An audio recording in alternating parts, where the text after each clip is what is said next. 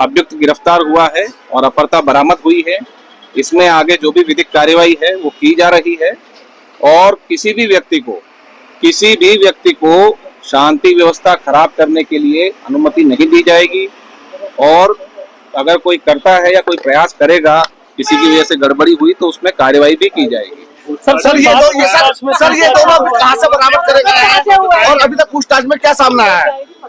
जी, इसमें मेरठ और सहारनपुर पुलिस ने इसको जो दोनों अभियुक्त और युवती है इनको बरामद किया है और इसमें तत्परता से कार्यवाही की गई। कई दिनों से हमने इलेक्ट्रॉनिक सर्विलेंस, मैनुअल मुखबिरी, परिजनों से पूछताछ, पड़ोसियों से पूछताछ इत्यादि के आधार पर मेरठ पुलिस को ये सुराग मिले थे जिसके आधार पर कार्यवाही करते हुए ये सफलता प्राप्त हुई है। इसमें फिलहाल अभी हम इनसे पूछताछ करेंगे और जो भी चीजें सामने आएंगी विधि अनुसार उसमें कार्यवाही आगे। सर ये लोग बरामद कहाँ चले गए थे? नाबालिग बताया गया था इस बात में। सर ये थोड़ा सा कंफ्यूजन है लड़की का कि नाबालिग। जैसा मैंने आपको बताया अभी बरामद हुए हैं तो जो भी युवती का बयान है, जो भी इसमें कार्यवाही है, विधिक कार्यवाही वो नियमानुसार की जाए। घिनौना कुकृत ठाकुरों ने किया है। ये संगीत सोम वहाँ के पूर्व विधायक और सलाटर हाउस चलाते हैं, उन्हीं के बिरादरी के लोगों ने उन्हीं के विधानसभा क्षेत्र में एक दलित लड़की के साथ उसका अपहरण किया और उसकी मां को मार डाला। उसकी मां पे प्राण घातक हमला हुआ। आपको मैं बता दूं कि चंद्रशेखर रावण वहां पहुंच चुके हैं, सपा के लोग भी पहुंच चुके हैं, कांग्रेसी भी पहुंच रहे हैं और तमाम दलित समाज, ब्राह्मण और मुस्लिम इसके लिए मैदान में उतर चुके हैं।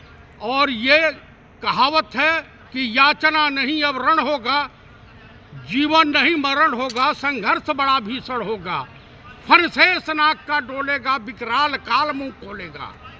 तो योगी जी की सरकार में चाहे उन्नाव हो, कानपुर हो या हाथरस हो या रायबरेली का कांड हो, तो लगातार हिंदू मारे जा रहे हैं। फिर भी हिंदू खतरे में, भक्त अंत भक्त कह रहे हैं कि हिंदू खतरे में है। ना हिंदू खतरे में है ना मुसलमान खतरे में है। दरअसल इस देश की अस्मिता खतरे में पड़ गई है। आप लोगों को मैं बता देना चाहता हूं कि ये बंगाली क्यों सावधान है। इसलिए सावधान है कि भारतीय जनता पार्टी की यहाँ हुकूमत आ जाएगी तो ना हिंदू बहु बेटियों की इज्जत आबरू बचेगी और ना ही इज्जत आबरू बचेगी मुस्लिम समाज के और दलित समाज के बहु बेटियों की। ये भूखे भेड़िए हैं। ये भेड़िए जिस तरह से लोगों को नोच रहे हैं उसके बारे में कुछ कहना जो है एकदम अपमान के बाद। क्या अंकिता भंडारी को न्याय मिलेगा? कदापि भाजपा सरकार में नहीं मिलेगा। मेरठ की बेटी, दलित बेटी को न्याय नहीं मिलने वाला, कानपुर की बेटी को न्याय नहीं मिलने वाला।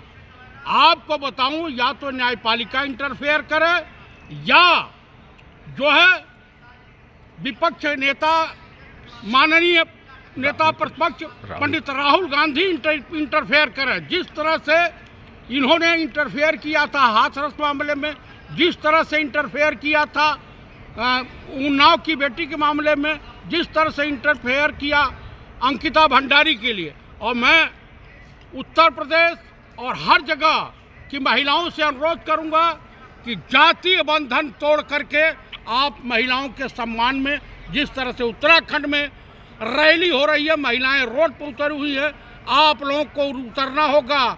इन आताताई, इन भेड़ियों के जिस्म के भेड़ियों के खिलाफ हमारी बहु बेटियां कैसे सुरक्षित रहेंगी, ये हमें सोचना है।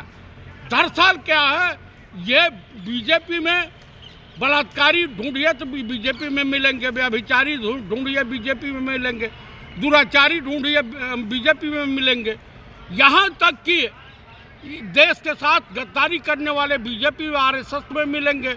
और ये लोग जो है, इन लोगों से खतरा देश की बहु बेटियों को है, देशवासियों। पंडित जी, चंद्रशेखर को गिरफ्तार किया जा रहा है वहां जाने के बाद। देखिए, कल 10 सांसदों को घसीट करके दिल्ली पुलिस ले गई। वो धरना प्रदर्शन कर रहे थे। चूंकि अमित शाह की पोल खुलती हुई नजर आ रही है बंगाल मैटर में, कोयले की दलाली में, तो अब इस पे योगी आदित्यनाथ क्या निर्णय लेंगे? क्या दलित की बेटी बेटी नहीं होती है, मुस्लिम की बेटी बेटी नहीं होती है, अब और ब्राह्मण की बेटी बेटी नहीं होती है? आप मुझे बताइए, क्या ठाकुरों के पास ही इज्जत आबरू बची हुई है? तो वो जो लड़का वो भी तो ठाकुर ही कहा जा रहा है। संगीत सोम उसका भी नाम है। हाँ। आपको बता दूं, संगीत सोम के विधानसभा में है। बड़ा बांग्लादेश के खिलाड़ियों को के बारे में बोल रहे थे। अब हिंदुज़म कहाँ गया? तुम्हारे पिछवाड़े घुस गया। अभियुक्त गिरफ्तार हुआ है और अपहर्ता बरामद हुई है। इसमें आगे जो भी विधिक कार्यवाही है वो की जा रही है और किसी भी व्यक्ति को शांति व्यवस्था खराब करने के लिए अनुमति नहीं दी जाएगी और अगर कोई करता है या कोई प्रयास करेगा, किसी की वजह से गड़बड़ी हुई तो उसमें कार्यवाही भी की जाएगी। सर ये दोनों कहाँ से बरामद करे गए हैं और अभी तक पूछताछ में क्या सामने आया है? जी, इसमें मेरठ और सहारनपुर पुलिस ने इसको जो दोनों अभियुक्त और युवती है, इनको बरामद किया है और इसमें तत्परता से कार्रवाई की गई। कई दिनों से हमने इलेक्ट्रॉनिक सर्विलेंस, मैनुअल मुखबिरी, परिजनों से पूछताछ, पड़ोसियों से पूछताछ इत्यादि के आधार पर मेरठ पुलिस को ये सुराग मिले थे, जिसके आधार पर कार्रवाई करते हुए ये सफलता प्राप्त हुई है। इसमें फिलहाल अभी हम इनसे पूछताछ करेंगे और जो भी चीजें सामने आएंगी विधि अनुसार उसमें कार्रवाई आगे। सर ये लोग बरामद कहाँ चले गए थे? नाबालिग बताया गया था, इस बात में सर ये थोड़ा सा कंफ्यूजन है लड़की का कि नाबालिग। जैसा मैंने आपको बताया, अभी बरामद हुए हैं, तो जो भी युवती का बयान है, जो भी इसमें कार्रवाई है, विधिक कार्रवाई, वो नियमानुसार की जाए। यही है आपके law and order Uttar Pradesh का। आपको बता दूं कि ये हाथरस 2 है। अच्छा। ये उन्नाव 2 है। ये उत्तराखंड की अंकिता भंडारी 2 है। और चूंकि उनके सजाती भाई हैं, इसलिए उनके साथ कुछ नहीं होने वाला। जो भी धरना प्रदर्शन करेगा वो गिरफ्तार किया जाएगा, लाठी चार्ज होगा।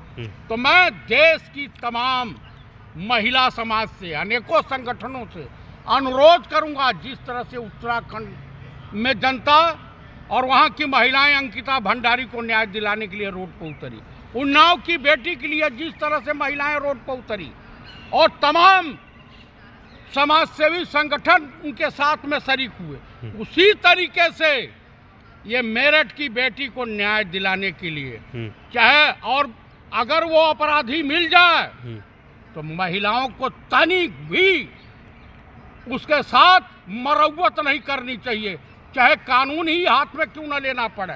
क्योंकि ऐसे बलात्कारियों से एक पिक्चर आई थी, मैं आपको बता दूं, डिम्पल कबाड़िया की। अच्छा। उसमें तमाम लोग जो हैं बलात्कारी महिलाओं के साथ